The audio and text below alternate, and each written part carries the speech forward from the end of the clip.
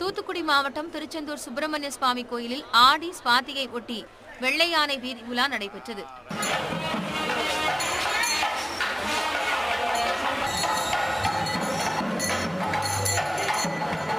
நாயன்மார்களில் ஒருவரான சுந்தரமூர்த்தி நாயனாருக்கு திருக்கயிலாய மலையில் ஆடி மாதம் சுவாதி நட்சத்திரத்தில் சிவபெருமான் வெள்ளை யானை உருவத்தில் காட்சி கொடுத்தார் என்பது ஐதீகம்.